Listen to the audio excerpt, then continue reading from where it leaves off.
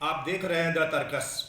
और आज आज की बात में आज सुबह सुबह जो अखबारों की सुर्खियां हैं उस पर हम आपको थोड़ा चर्चा करेंगे।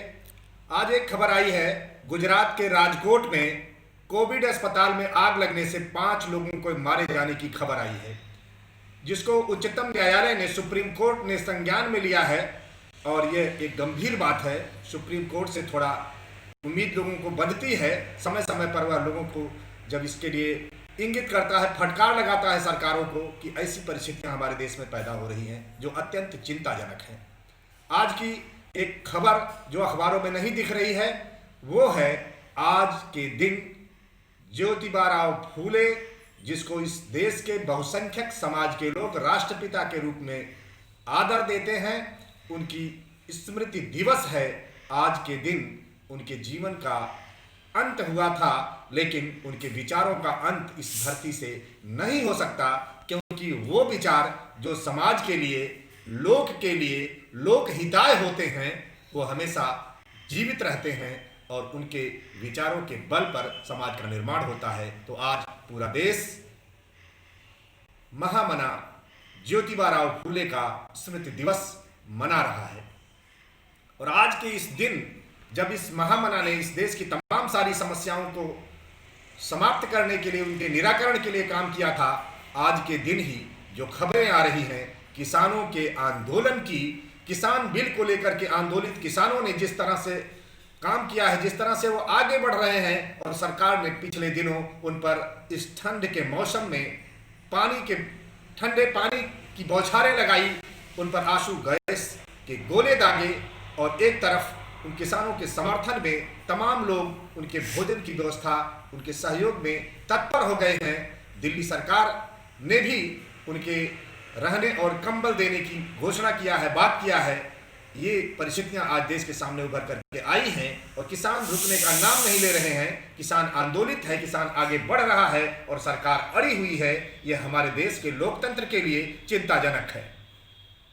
अभी आपने देखा कि हमारे देश में तमाम ऐसे पर्व त्योहार मनाए गए जिसमें लोगों ने सारे कोविड के नियमों की धज्जियां उड़ाते हुए, उल्लंघन करते हुए नदियों में स्नान से लेकर झुंड के झुंड तमाम जुलूस और क्या क्या आपको दिखा। लेकिन आज जब किसान अपनी मांगों को लेकर, अपनी बातों को लेकर, अपने हक को लेकर आंदोलन के लिए तैयार है, सरकार से बात करना चाहता है, तो उसके लिए तमाम बहाने बनाए जा रहे हैं। और पुलिस का कहना है कि हम उनको कोविड से सचेत करने के लिए रोक रहे हैं, बचाने के लिए रोक रहे हैं। तो ये बहाने, कोविड के बहाने इस देश के आंदोलनों को कुचल देना, ये कहाँ तक जायज है?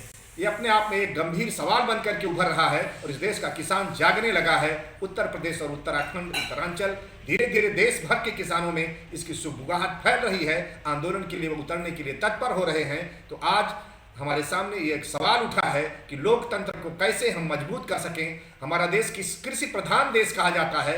किसान को लोग अन्नदाता कह करके कहीं तो उनके सम्मान की बात करते हैं, लेकिन ये शायद सच्चाई नहीं है। क्योंकि अगर यह सच होता, हमारी सरकार किसानों को अन्नदाता मानती और इस देश को कृषि प्रधान मान करके उनके सम्मान और उनके कुर्बानी, उनके बलिदान का आदर करती, तो आज शायद ये परिस्थितियां उभर करके नहीं आती कि किसानों पर जिस तरह से आज जुल्म ढाया जा रहा है। यह देख करके सारे देश के लोग चौकन्ना हो रहे हैं, स्तब्ध हो रहे हैं, और तमाम लोग इस बात पर विचार कर रहे हैं। एक बार फिर से किसानों ने नारा दिया है, दिल्ली चलो। और दिल्ली चलो का नारा कभी सुभाष चंद्र बोस ने दिया था।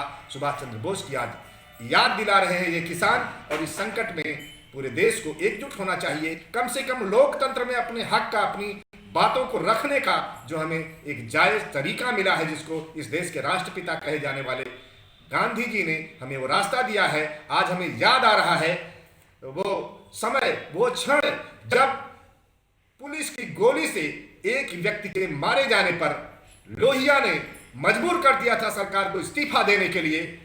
भारत ऐसे मनीषियों का देश रहा है, ऐसे विचारकों का देश रहा है, ऐसे क्रांतिकारियों का देश रहा है। इस चीज को आज हमें फिर उस मुहिम को जिंदा रखना होगा। भारत की भारतीयता को जिंदा रखना होगा, भारतीय लोकतंत्र को जिंदा रखना होगा, और अपने सच को कहने की उस परंपरा को जिंदा रखने होगा।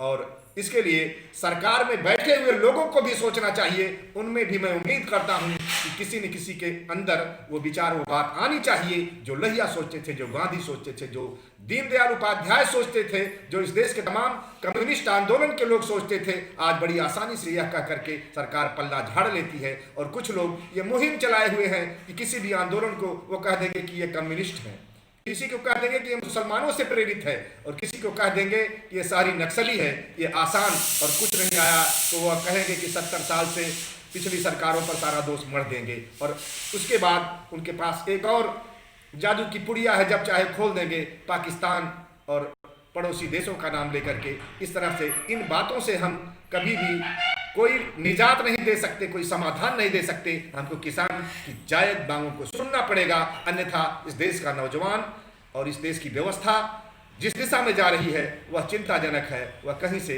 मंगलकारी नहीं दिख रही है। हम उम्मीद करते हैं सरकार इस पर विचार करे, तत्काल विचार करे और इस देश के तमाम ऐसे लोगों को, नौजवानों को, सोशल एक्टिविस्टों को, सरकार में बैठे हुए जनप्रतिनिधियों को सच बात के लिए उतरना चाहिए, आना चाहिए और सच को सच कहना चाहिए। जो लोग चुप रहते हैं वो भी, उनके बारे में ही शायद किसी ने लिखा है ये बात जो बार बार हम मौका पड़ने पर दोहराते हैं कि नहीं पाप का भागी होगा केवल व्याध, जो तटस्थ हैं समय लिखेगा उनके भी अपराध, जो तटस्थ हैं समय लिखेगा उनके भी अपराध।